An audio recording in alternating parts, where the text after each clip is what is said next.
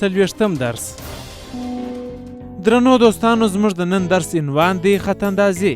د خط اندازي په باره کې مستقیم خط ورته ویل کېږي چې پوره خط دی. که په یوه خط کې روان وي پر دا بل باندې ټایر نسي راړولی، بیرته شاته نسي ګرځېدلی. که دوه خط وي هغه د ګلدان معنا ورکوي. هیڅ وخت که پر هر لاس باندې روان وي بیرته شاته نسي ګرځېدلی او پر دغه خط باندې ټایر نسي راپورته کولی. په پسې کاتې خطونه دي یا ټوټه ټوټه پرې خطونه دي. هغه هم د یوه لاس ته اجازه ورکول کېږي، هم د بل لاس ته اجازه ورکول کېږي چې دوی راوګرځېږي. هغه هم په هغه وخت کې چې نور ترافیک ته مزاحمت ونه کړي، مشکلات پیښ نه کړي او جاده بنده نه کړي. په پسې یو مستقیم خط یا بل کاتې خط دی. کاتې خط اجازه لري چې بیرته شاته راوګرځېږي او پوره خط اجازه نه لري. دا پسې چرای د حدود د ښولي دي په خط اندازي سره. وخت که چیرې اشاره لګېږي، ډېر داسې زموږ تاسې وړونه ستا چې د اشارې لاندې راسي. بریک ووایي موټر ودرئ. باره اشاره هم نور معلومېږي چې سره سوه که زرغونه سوې چې نور حرکت وکړي بیا وروسته دې حرکت وکړي. نه، هر وخت چې اشاره یې لګېږي یا پولیس د ترافیکو اشاره ورکوي، په هغه شروع د چوک د چرایي کې باید دی حالت انتظار وکړي چې ودرېږي، پولیس د ترافیکو څخه حرکت کوي او اشاره چیش کېږي. نو پس د هغه څخه بیا دی ورداخلېږي په شروع د چرایي کې.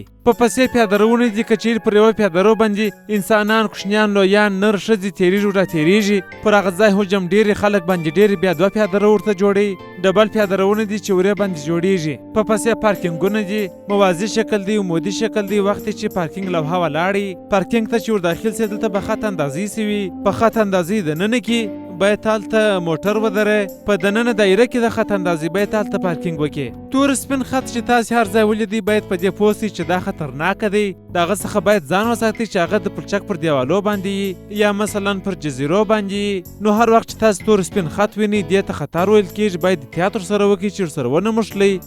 دا خط اندازې وې اووم قسم لوحې چې تاسو ته مو د جادې پر مخ باندې تشریح کړې. نوموړي ټرافیکي درسونه تاسو ته د شاه مبلینو له طرفه وړاندې کیږي.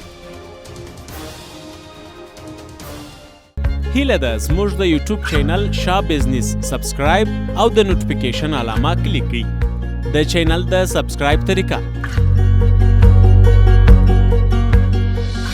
د یوټیوب صفحه خلاصه کړئ او په سرچ کې شاه بزنس ولیکئ، وروسته یې انټر کړئ. تر هغه وروسته به تاسو د شاه بزنس رسمي چینل ووینئ. پر شاه بزنس یا دې لوګو باندې تاسو کلیک وکړئ.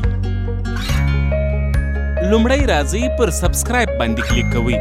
تر سبسکرایب وروسته به تاسو د نوټیفیکیشن یا خبرداري علامه مو ووینئ. که چیرې دغه علامه هم کلیک کړئ نو تاسو به د ټولو تر مخه خبرېږئ چې شاه بزنس یوټیوب چینل ستاسو دپاره څه وړاندې کوي.